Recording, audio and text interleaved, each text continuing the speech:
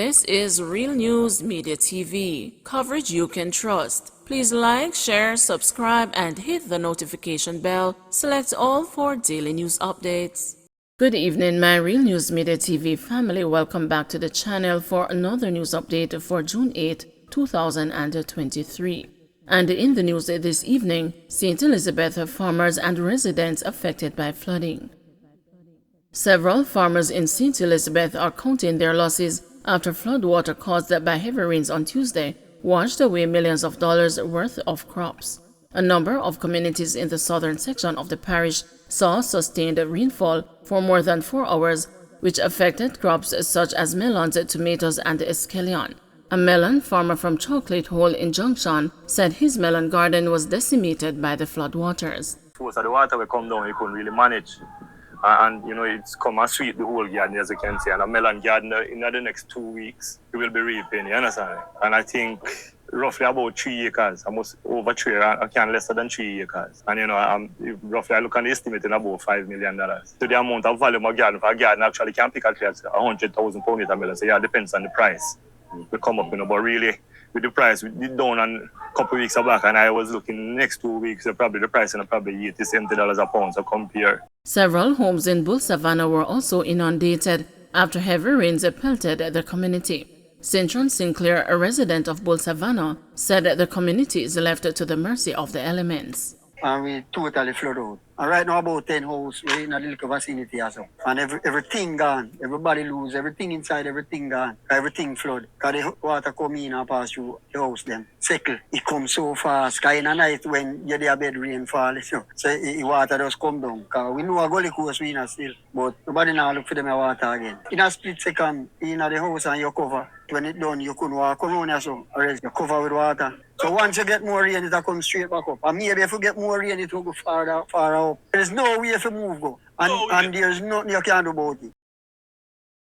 3 arrested in Manchester following poker box robbery spree. 3 men were arrested in a pre-dawn operation in porous Manchester on Thursday following a robbery spree targeting poker boxes at the bars in the northeast section of the parish. A police source told the news that about midnight, men stole 12 poker boxes from bars in Spalding on the Manchester-Clarendon border. They also robbed bars in Finegrass near Christiana and they took 5 poker boxes. The police recovered 8 poker boxes, said the source. Police said the men are from the corporate area. We believe it wasn't them alone because they normally work in groups. It is possible that another 2 cars were used to remove the poker boxes, said the source. Police say they had set up a roadblock in the porous area close to the Manchester-Clarendon border, where a Toyota Probox was intercepted with 3 men aboard. The vehicle was searched and the poker boxes believed to have been stolen were found. The men were taken into police custody. Lucky Crab employees accused of stealing over $1 million. 2 former employees of Lucky Crab Seafood Bar and Grill in Kingston were hauled to the Kingston and the St. Andrew Parish Court on Tuesday after being charged with defrauding the business of over $1 million. Sarita Smith and Melissa Bogle were both slapped with the charges of conspiracy to defraud and larceny as a servant. They pleaded not guilty to the offenses. The court was told that the women, who were employed as a floor supervisor and a cashier respectively, conspired and defrauded the complainant of $1,875,000. Both accused women were reportedly seen on video taking the money. After being arrested, Bogle said, "The money I talk about, me never take none tonight." While Smith told the police that about $60,000 me taking all, me share it with the 2 away and from February start take it. Smith reportedly also asked if she could pay back the money. During the proceedings, Smith and Bogle were offered bail in the sum of $300,000 with 1 to 2 sureties after the Crown revealed that they were not interested in opposing bail. They were also ordered to surrender their travel documents and a stop order was placed at all ports. Chief Judge of the Parish Courts, Chester Crooks, also ordered the accused women to not contact or interfere with the business place, and Smith is to report to the nearest police station, while Bogle is to report on Thursdays. They are to return to court on July 26, when it is expected that the case file will be completed and a disclosure made to their defense counsels. Lawyer appointed for man accused of murdering British man at a guest house. An attorney has been assigned to represent the 23-year-old Clarendon man charged in connection with the death of a British resident who was shot at a guest house in Bogue Hill, St. James in January this year.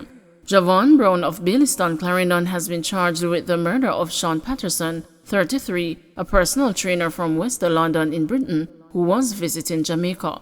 When the matter came before presiding Judge Sasha Marie Smith Ashley at the St. James Parish Court on Wednesday, attorney-at-law Suwayne Phillips accepted an assignment to represent the accused man. Owing to the fact that Phillips is newly assigned to the case and would need to take further instructions, no bail application was made on Brown's behalf. Smith Ashley remanded him in custody until June 26, when the case will again be heard. Allegations are that about 12:10 p.m., Patterson was at a guest house when a gunman approached him and opened gunfire, hitting him in the upper body. The police were summoned and Patterson was taken to hospital, where he was pronounced dead. Brown was subsequently arrested during an operation in Kingston by members of the Counter-Terrorism and Organized Crime Branch. The investigative file was submitted to the Director of Public Prosecution, who ruled that Brown be charged with murder and using a prohibited weapon to commit murder. Man ordered to pay $51,000 in restitution for allegedly assaulting ex-girlfriend. Janoa was all a man who was charged after fighting his ex-girlfriend could muster up when a police officer laid the charges of assault occasioning actual bodily harm and the malicious destruction of property against him in the Kingston and St. Andrew Parish Court was told on Tuesday. Wayne Beckford stood before Chief Judge of the Parish Courts at Chester Crooks as he pleaded guilty to the offenses. The Crown told the court that on March 11, the complainant was staying at a friend's house when around midnight she saw Beckford outside. The accused reportedly stayed outside the house until morning and then approached the woman and asked her, "Are really my friend you sleep with?" She supposedly responded by saying, "That no have nothing to do with you." It is alleged that without warning, Beckford pushed her to the ground, took off her tester glasses and broke it, kicked and punched her all over her body. The wristwatch she was wearing was also damaged during the assault. With the medical report on file, Beckford agreed to give the woman $51,000 to cover her medical expenses and the wristwatch. The woman told the judge that he has already replaced her glasses. Beckford was ordered to return to court on July 6 to pay the first half of the restitution. Don't forget to like, share, subscribe, and hit the notification bell. Select all for daily news updates.